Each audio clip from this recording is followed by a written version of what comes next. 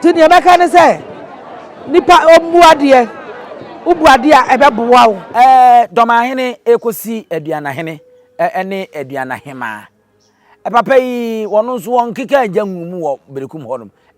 ese waye ne ho hinte de achi bi ehu hia is it necessary enti anamon bi na se aba no wutu abia na you have a good reason nanso omanma no enya nte ase enti no wo na wo so wo chire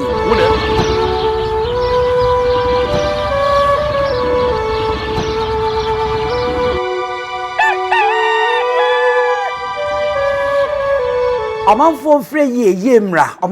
yemra 1978 men's boutique and traditional wear na every nananom ahemfo nananom ahema nananom achiame obi a wukodi hene anase akonfompo se wo ba 1978 men's boutique a eye kente nananom entoma yetutu eguso edeko ayie de eya agefro kente papa bi ediko dwabo ase ope ahenema ope frugu ope niche ope chachao anase ope abahema duku ade bobo wonsa entoma wo be fra kente papa bi a obetu aguso de a eye 1978 men's boutique a location no ewo edum ye ben Access Bank bomoden na bra na eni yemedidwa na wonu hu da betumi afre wo 0265188889 1978 men's boutique was say na nanuma fade de a aha ena obenya na moroso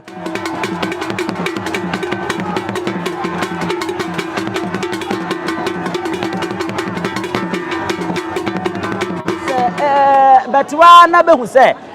maburu bi begu social media be kan sama be ya na de otan be ba beto santeni Berekum ntama ya na say na Hemaa wo ye manhimai be sifa no oh media moka aya memua aya memfi kura every say enye social media ni Facebook ni be di here be ni here wo ho neno ni abade say nipa muade nti nipa de kwotena ho no aka ne ope ade mu be na bia wo fa ahodie nti bia nka de ono pe but emmoa mare no tete no titi wobi ka titi wobi kire ya na nanom na mu di anidie ni buo na mu di ade omo ma panyini na buo ne anidie na eni ho nti sa omo beti ya omo nsare nko omo achi na omo nkofa sa buo di anidie no na omo mfa mra efiri sa ba ha ya uti hu se anidie ya adwuma nkasa buo ya adwuma nkasa kwan ya bebe fa so bebe kasa wo ho no sa wode kwa wachi adati hu se niema nsamu ti niema ka ne se nipa omuade ubuade a ebeboa wo okay prof akwa baba Nyansapo so meje so na umpom ti say ya me adom okay enenso ya say hia bi sa ya be bi kakra na ye de afiri honom abakwasem na enti ahoboa na CPS tadia ene ne ye be hyase a no na yakoye nimu abusiafo mo hu nipa me ni bedi nkomo ne tata me mo nyina akwa aba ede mo be Nyansapo kasa mfonyini so Nyansapo na waje so de ama me say yisane no badwem bam ekwa so no kwasem ni mwadwe nkyira mudi gu ase ni nyina me de ya na me sheda ptimi pebre e kra me kwa anya video na me kohwe kohwa na makenkan bia na me ko ai se ko ba se mu nyina mo wase mpo na ne nyina ye ya adwene a na nka dwumadi na ye di no kra no enka ne ho bebo ha e de ama me enti na ebinum adwene ene ye nyina enye pe no obia wo ho kwan se wo kire na adwene e de fa ba bi opebia ne mu kasa ntwi ene ateninie eno ndie yesremo ya no madaruma mo yina mu de afiri mu e de amaye ka Nyansapo no age so de ama me se yesane no badwem ba kwa so ya mama trase biem enne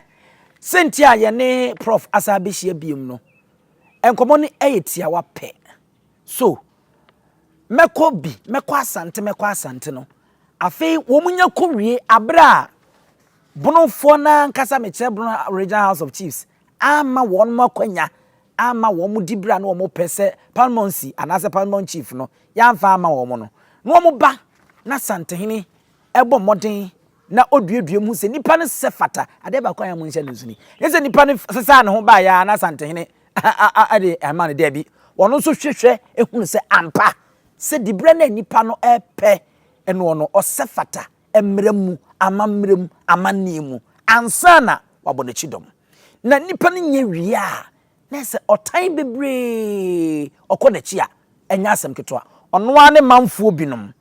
enne nananom ebinom a won mo bono ene ne ntwodo ne ntwada so na afi omo de nipa na totenkuro de ekoso sesia no eye Berekum man a Berekum man Hemaa se de ne ho nwono kra efiri bra Berekum man hene dane to ya opem so koye na yi papa bie na oba ye no maame no na som enyo no ene ye pese ye hu de ekoso edi ntira ena kofa we nyina ediba prof wada roma eniema ekoso ewo bono ene ne mpatamu eya ne ho nsem no esopa anya hwe metimi de man mienu e de aye mfato ho sampa twenya mekowi achi no santehene adaroma ena omunya wono parliamency oba Berekum a enne de ekoso ho nyina ne se Berekum man Hemaa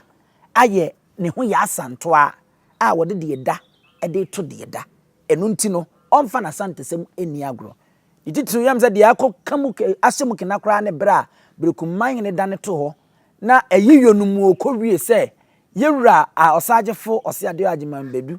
ne mamuo no ne asanteni behia na obayi di animu ne ekọ ko je pane de wo no se ontumi mabra santehene eba abaye nayi efiri wode besi ne ya me ne wo kasa yi ne ekoso social media ebi ya ahemfo ebi yo manma ebi ye kroma a wo mu digja edi gusa ohemai ene wo mu keka ho nso no aya na ani enyan prof wadaroma ne kofar bai pa ene sei dia minua asem no anohye papa na ne emeka no ene se mede adistradie ende beto ye nana Berekum Hemaa anim se ono so mahu no o social media so ana response ana ode eyi nsembia no na chese abufuo wom to the extent say oka say wakwa sante hene be Berekum na abachina wa wonte ase no tu hono de mani anye ho no hyedodo na no hyedodo right because what's that medical culture say ade bia history wom say once your history be mo abre o bebre well all these responses now ifri Berekum state num eba say ade ne kwasante ade na mo kwasante no you see ewo historical antecedent everybody eneba tinka be yi ano hyehye sa ade na wo read abakwasem yeah read abakwasem no na mfa meto na hwe o Berekum state o Berekum man na o da no the tribal compositions of the Berekum state analyze it now we analyze it ebema wate responses are every dombinom chain eba no ebema wo nana Hemaa no wate ase na wo hu kwana obefa so a obebre sa de na ase na wa hwe ne sa te se ne binum eto no a na wo koka sa bia bebetu agyawa bentum firi ho a wan hwe a wo betu agyabe na betu kura na hwa na wo so bedi wo mo so na mjiro se odi abufuo se bentu na wan hwe a wo Hemaa no wo betu agyabe kire se adehye na odi beso no beno being here respect from wo Hemaa no se what you say being here respect Berekumfo na be beti krum ho no se wona na Hemaa wo twam they don't expect to say over kotobe so what you say no mo Hemaa no wo no expect to say bebe yeren but they respect Ebema. I don't know what you expect them say afashe bia ese bebe tu kukua even wo to kam kura kwa na be huwa ese se be original na be bobe mu ase what ase you expect sade no from them banye sade na more psychologically no ebe how enti the way ya na Hemaa ekono no se hye dom no odi beso na ahoroba na se ne ho koye ba hin na kira wo hye ofa ese be tu kuku obeba na nipa miensa ne te ho o te ase na Hemaa te kam oba kane no na nka yehu na Hemaa oba yesu na pia ho nne boys bia hu ape na adane nani okọ ha hwane ni atu ajabi wo na wadi kan atu so ahu ne amesi no ate ase pa enti na Hemaa no mom na so nya abotre na o study bibi analysis ame be ye so tia mesran so onfamu aba na ofamu aba ebe boa no. I am going to read from this script. Okay. And also a KWADWO document. Prof no. Yes. Oba no kura ne. BRG 1/2/106. Asante Confederacy. From Sunyane Archives there. Also, Oman Hene's office. Berekum. 15th August 1933. Asante amalgamation, the opinion of Berekum Hene, his elders and young men. Tini me rush me can them. Also, as for us, we are bronze and have nothing to do with Asante amalgamation. We know our British government and no one else. We do not share in the opinion that Asante will once revert to the old dynastic regime of centralized government. The following are our reasons. 1. If British government have failed to hold their trust with us,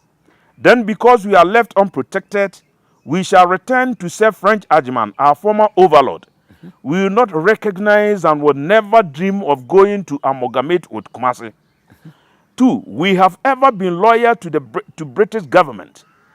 and the government has been loyal to us. If government has failed to protect us, and we are told definitely, then we shall go and serve French AGYEMANG, our old overlord. 3. During the Asante War, when all Asantes were fighting against British army, we stood loyal, and British arms were saved in Asante by us. So if the change were to occur, we do not share in it. We only recognize our own administration and protection under British government. 4. From the time of Bonsu, Kwasidiawo, our Omanhene, our Omanhene broke his allegiance with Asante yoke. If the British government approve of human sacrifice, tyranny and cruelty by the old Asante regime, then we shall live to serve French AGYEMANG. Number 5, that old Asante system was for death and complete inhuman. We do not want its resuscitation. 6, we did not serve Bonsu, Kwakudua, and Prempeh the first. So we are not serving Kumasi now. We only serve government, and no other power is recognized. Any Asante amalgamation is diametrically opposed by us. Number 7, the German and Wams, united ones, waged war against us. We called for aid from Kumasi, but Kumasi turned deaf ears to us. We do not want any amalgamation. Bronze and Asantes have nothing in common. Wow. Number 8, or say, when we left our allegiance to Bonsu, we serve AGYEMANG of German. If today there will be any amalgamation, then we shall return to serve French AGYEMANG, but not to inhuman Kumasi where men are slaughtered with impunity. Our Omanhene, number 9, our Omanhene Pramprao went to Fante War, Fantesa, with Kumasi Hene. When the war was over, the cause of the gunpowder shot was charged from us. 300 of our men died. We received no thanks. After this, the Germans entered into war with us, slaughtered 3,500 of our people. We called upon Kumasi for help, but there was no aid given. So we cannot recognize any amalgamation with Kumasi. Right? Okay. Number 10. When our Omanhene Prampram went to war and returned, a disused umbrella of no use was presented to him, being a mark of the recognition of his valor in war. Because the umbrella was worthless, it was returned by Pramprao, our Omanhene, to Kumasi. Asantehene at once sent to kill him. From that date onwards, we have cut asunder ourselves with Kumasi, and we shall therefore recognize no amalgamation. If we amalgamate, there will be such unnecessary taxation, unbearable tyranny, absolute cruelty, as such inhuman practices that reason cannot fathom. We therefore refuse it. Okay. Signed by, they have 13 points. Signed by Omanhene Berekum Nana Kwambwachi, Hemaa Berekum Ekuya Amiahene, Nkwankwahene Berekum Yakuma, Krontihene Berekum Amukojo, Krontihene Kofi Yabua, Krontire, and so on. A lot of them, about 30 of them, signed this document. Almost sign, sir. Krate ya wakan. Very good. Okay. Ne tofa boom ne say. What who said? That was 1933. 1933. Ye kofa Asante Confederacy ababio. Okay. Asemo Berekum ahemfo. About more than 20 of the 33 of the hair. But those pa. 1, 2, 3, 4, 5, 6, 7, 8, 9. Omo kobe 50. And almost sign krate ya wakan. And them sign krate away. Okay. Ye nipa mienu miensa. Okay. Ana Hemaa timbi Hemaa na ye frene Nana Amyahene Akuya Amyahene minim se bia Nana ya otiso se ono so ye frene Amyahene nti bia ono na busuani ya Nana Amyahene wo nana a obedi na de a na otia ba nwesu 1933 feelings na ewonimu ne order na di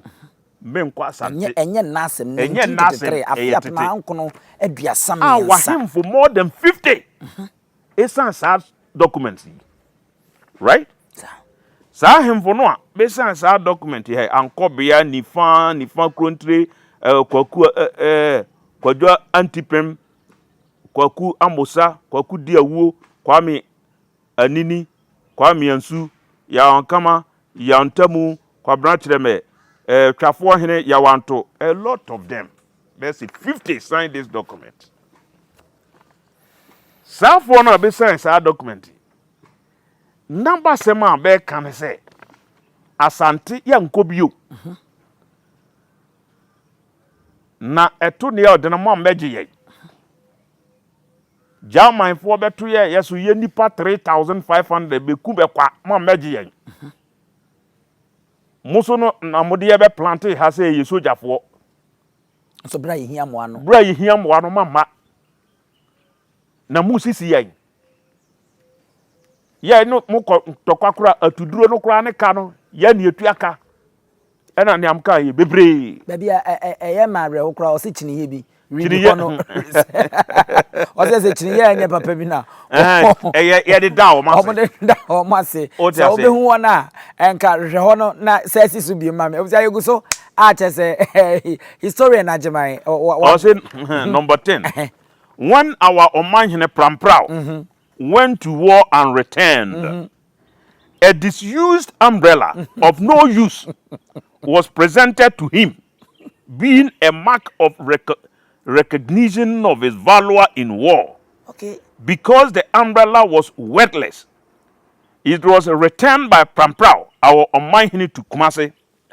Asantehene at once sent to kill him. From that date onwards, we have cut asunder ourselves with Kumasi, and we shall therefore recognize no amalgamation.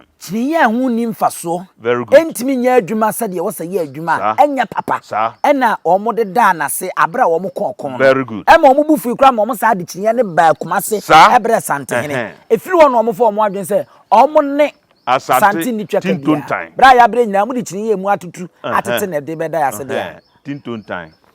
monko. Wow. Naniam ya hene Berekum man Hemaa ote akonwa so wo nana ene Troy 1933. Okay. Ene abusuya ahemfo nkae akwamu ahemfo no nyina omo san bie na omo de koma buruni se ye de Asante Confederation ye nko enti sa ye yawdie no a na ewo binu mu sa bre no se ba wu kokora na babusuafo no mo daso obi mu daso obi no mu okay se ye moja sa ye yawdie no daso ho right ena nana me ahene nana nyankwada ubedi akonwa onu nua ba ma mumhu say no ye fra bibi foreign policy right Ghana obehwe na ye de ho akobata oman bi now ye pe bibi ne afri ho e de aba no ye friend foreign policy right in political science enti musum betena se na mahu say no merasesa yen ye friends ota say oman hwan na ye Berekum man esese ye de ho bata wo mo ene bia wone unua ba ma no ye Berekum hina monkro dia wu the second da wanya ni ba bi ko muhu say okay ene nipa bia oti wiase a esese o pe bia odo ho be bata no na eto na edena watwitwa ajew mere eko enti bia yemfa ho nko bata santehene atini kuwe yenko ka ho bia eya adwempa adwen amunya ye no eya adwempa e na maba na mom no sa yawde we no abusuafo no a ewo be mu a eduaduam ewo ho no sa yawde no daso ho mpacho so what you say and therefore no binman tia say why that decision when you know see ye na nanom aka kire a ewo etim why are you going back to Asante ewo ho enti eyawo wasade se wo benya abotre no wa chirechirem say na nanom ei obi nkuna kokobere kwa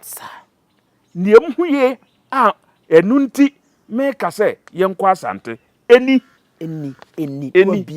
wo bie so e de akire won ampo ansa na mo betro krata we no kura no na mo ka sante ho dada abufuo ne baaye abufuo yes tie no no wasa akire no wasa akire ne abufuo ne baaye na mra sesa ye kono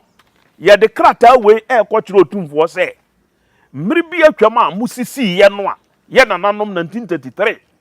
betwere krata se be mabio no ye babio di amonhwe se munsa mfa bie mu ne ye munsa mfa bio ne ye ko betire atete wote ase mon ko betire ya atete emfa na ya ase mpacho so wate ase na dom no ayeden dom no atewase wahu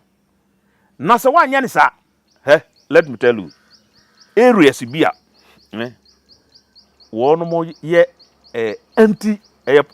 me biesa ki no political ayina ni party ase areas bi wo Ghana be anti ewo mem district let me put it that way hona be anti NDC pa wo be kom no na PNDC ewo history PNDC tam be papa no sofai under that regime enokre what you say ba me so me regime Asante regime eno no ene ye boye nananom ye boye nana ena ba pass sa de nana na wu wo koka dadadada na wa pass sa political lineage num enamu enti 1933 asema esi ye no enamu a bemanom so ewo betum so nya me so no and number 2 ye na na me ahene o my Berekum my na udi so no originally nye Berekumfo no nyina na free asokore o okay any adanse o okay ebinum ye dentrafo okay tete no abroni no baaye no colonial administration baaye na omo redemarcate area no ye bo man hene na ye redemarcation so enti ye ma dehye binum a originally na benya obi a krobi anaso man hene bi na dehye be kodi ono ni division mu Berekum krobi wo ye frɛ ne Botokrum for Japekrum for what I say but Berekum asase no Berekum divisional state no what dey mention no ubenya oba fetenta wono mo fetenta fo no ti Berekum besum Berekum o be dinchinda memkrumfo ya dwenimfo ne be dinchinda ye ancestry ho mebisa me nanam num history o mo kire se broni nya maaye no na memkrum dwenim hene no ye bofo enti no ne Berekum hene bi ene popopo o mo eye ha enti o mo ye ha koduru asuo bi ye frɛ ne kora so no o se o mde kora me to so asuo be ye bandru enti mde kora me to so uba na o ye ha no beduru ha fa kora no sansuo no bi nom what has never done a kuraso according to our oral tradition so hona originally na a year boundary broni ba na sa traditional boundary no exercise ama ne Berekum ene German South ene wo boundary wo hu dem no enti ubenya adehye binum ewo Berekum man no a ewo ho sese no mu a their root to send ya na America Kenya say amantensi e brasante ubehu a group binum a beso be free babinum ene be abehyehyem originally no benka asokore dontene no a ene adansefo no abebetena ho no abi abaye dentrafo ana abaye komfo na mbombroni na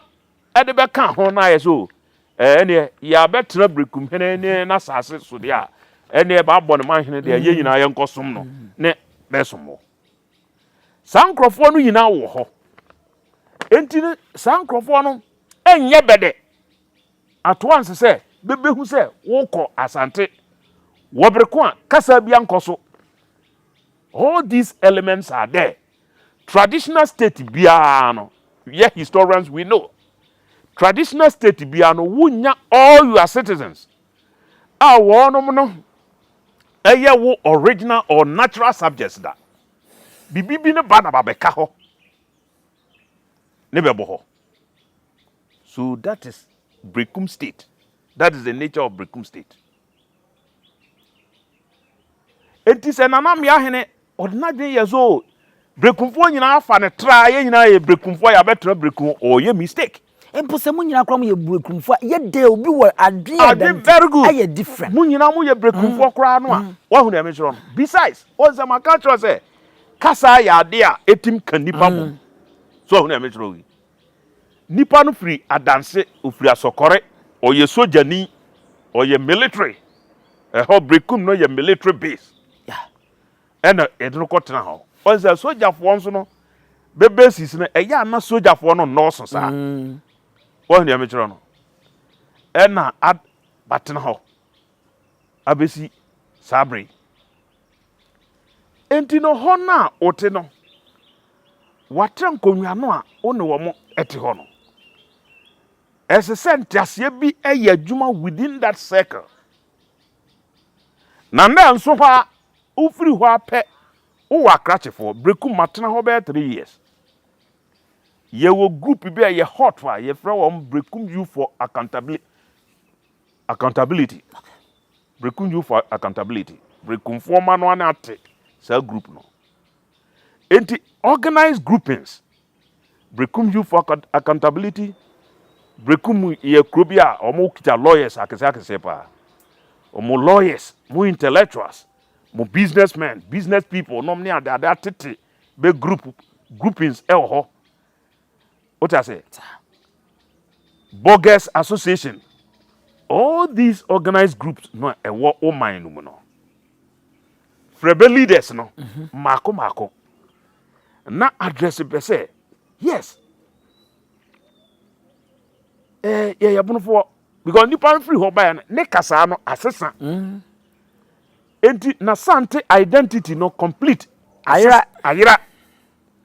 wa azumi bono identity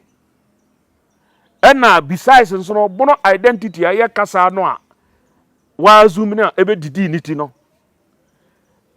ye di ko bi a ye frɛ ne bono champion ba ye no so propaganda bi course di tia sante ni nyina hyehyɛ saafo no tim enti na se wo patu na se wo ba sante a there may be a good reason deba now so don't know enter wase a bebe ye against bebe ye against enti una na Hemaa no na watren konwa no first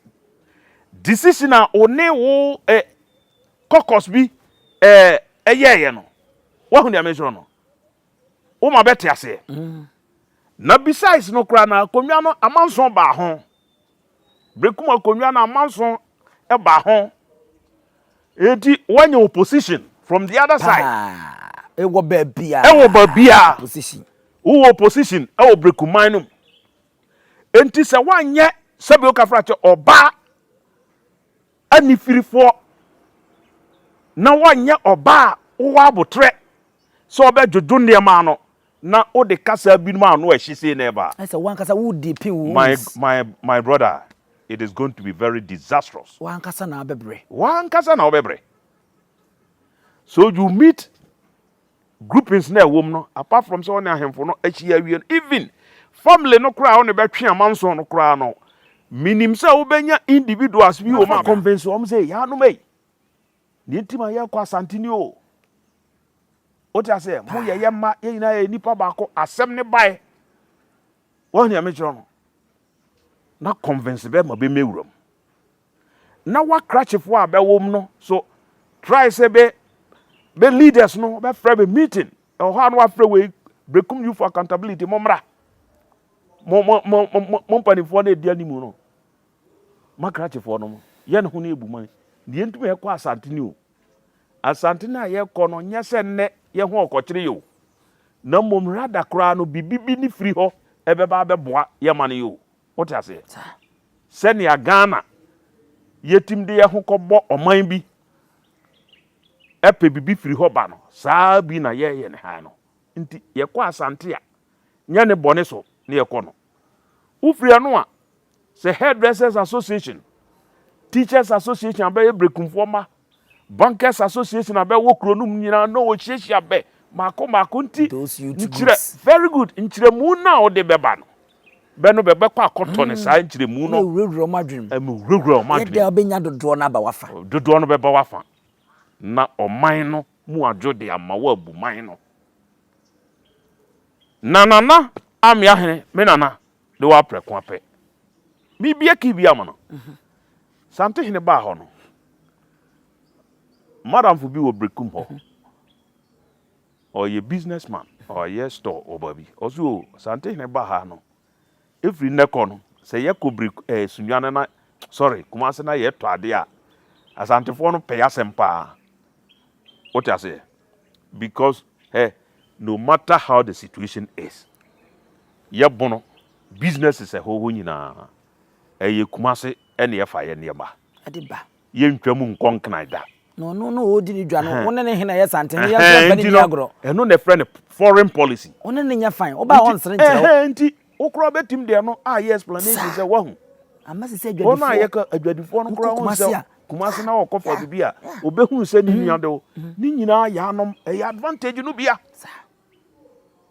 cause ene media tum pass se oba Ashanti region here since then na santehene ko Berekum koye saa ayi no ene ehun njiwaso ne ade ba ya ma hemfu bia anko ne ade no metimi akasa ukobro memu wonu ma enkura krom ha wo mo do wo mo pa o masempa ne Berekum. Very good. You see, eno ye advantage no bia. Ubetim eno kra ye bait say me nua o Berekum stores o mo bie. Mu nyina dodo no a mo fa ne ma free Kumase. Enti se ye ne sante hene watini kuo ne ekoka ho. Na ye ne ntem e wo kra no a ye sa no de ama no. Ye bom ho ban e wo sa kwa no so. Sabi uka frate. Akoda ba wo ne kra wo ka sa asem e kire no a. One say me catch you say madam fu catch him say this time be kwa. Direct and indirect. This is what you have to preach. One. Yenhwe we ka me dey men krafo tu am dey tu no say. Okay. This is not the time. Okay. To throw his bomb no. Okay. Oye leader no dey. Ode o man no ko ba bi a amanfo nte wase no. Aban bi time America for these ngramofo bi na omo American refugee camp bi a can say dey omo ba Ghana for yankasa ya kasa pa yankasa Mahama penso yankasa papa enti anamon bi na say aba no wutu a bi na you have a good reason nanso omanma no enya nte ase enti no wona wasa wo kire mu wona ese wo kire yenhwe we kakra bi ewia na waka kakra de afasa mpa de oni yen sorry domahene ekosi aduanahene ene aduanahema papa yi wono so won keka agyanwu wo Berekum honom ese waye ne ho hinte de achi bi hu hia is it necessary? No me de mente.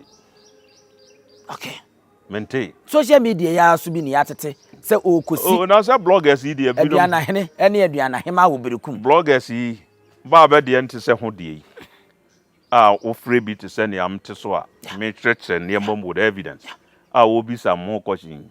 obi o ha o pick it okay o know the akoto so na o keka nsem bi ope okay enti me sa na e ma no de me mfa nye okay agina so enka sem okay by in any case no ne me mekam say e bia said domafo bi num ti Berekum so there is nothing wrong said domahene ka so mwa de hie bi ti Berekum be ye adwuma ha oko Europe aye wasantefo ku arambwa enokre wasantefo hene wo enokre enti bi amade hie na bete ha no bi no me be hie bi animonyam se me so me aduanani oye doma aduana na oye domafo abeti Berekum ba no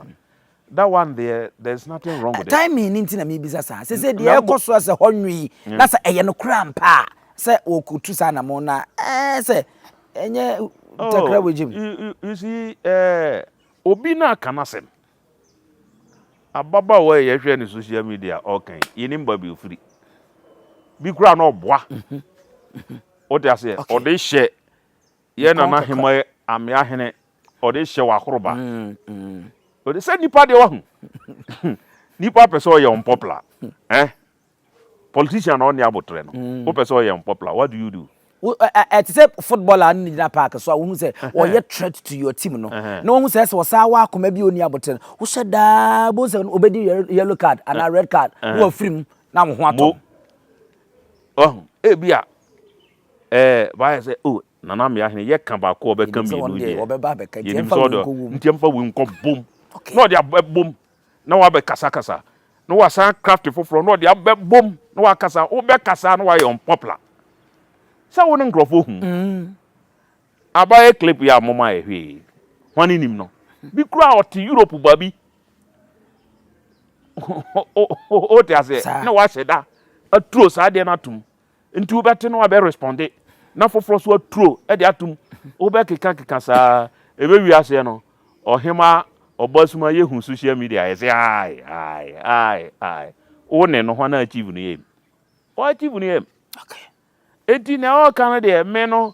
ye na domahene me hu se mente se wato nanum tuo o ti ase pa mente se wato nanum tuo so okoye sa de no na oye smarto se nipa na oye sa de no onim se ye na domahene ko the late Berekum hene na yie no sante hene on ne Berekumfo man showdown what I say enti ne ya enti so de domasem bam dia amanfo bejatum ne no so be hye mo na nanoma trankonwa me wote Berekum na horoba ma be ke kanse mbinum a ebia ne kwanse ye ka ma eno abam nkrobom no de abetum okay otherwise na small can say do ma hene be si adua na hene na evidence wan there be who there any evidence okay be your propaganda and na wo tro de atum na propaganda no ye adwuma ma no a na it is one essence no essence no wa succeed okay off me da se pa abusia ene na yedisi na ya sorry akọ sebie kroto ohene eye ohene nyina no ne subjects enipa odi wonum so okro no ntokwa emakro no bo emakro no egu a untumi nya hene kese ma ne nyi ebasa ekotie dwadie ebasa ekotie bibia ayarhwe ene ade okro enti ebesre na nanom amu sampa se momomoden Berekumfo momomokenden na munyina mo no masomdwe bu mo nso a maya mo takra wogem muhu ya muhuri kwam makose akire mo amompe obi yedie mumpo obi nkoso obi nso basa obema obi nso akoso a eho na no akosi akire na wo so aye hu takra wogem na o keka ne emegum no mo nso mo hweyie na atemmo wo homo bia a na edisi na ya soro so Nyansapo kasamfonyi maremfi se won saka obebo moden na wa share no like na ne ma bi akọ ana no min ma me bi wa abrochire wo se ya na share ne de mi hu na me on se uko YouTube na ubie so se hwe baby won ma ya tro SHARE udie mia ho mo se wu mia eno a be direct na kire wo de wo se wo ye wo don sa boss se ya e be kire ne e wo se wo ye enti ma me Sarah wo ne me papa monhwe eho no moye ne se be ne mo am ne ye na edin ma mo no saa na tie nche de ye ede difficult bia moye ne se be na mo manchirima enso nya bi na monhwe me din ene abusia panyini ya mom nyina mu ene hwa waje sebe ka ya twa ni mu nyame nai ebu afaso enye de ya twa ni mu twa nyame sebedi akone be kwen bodi atwede na se kofi nro ni ya aben ntime nyina ni mu ampata na wo ya de ya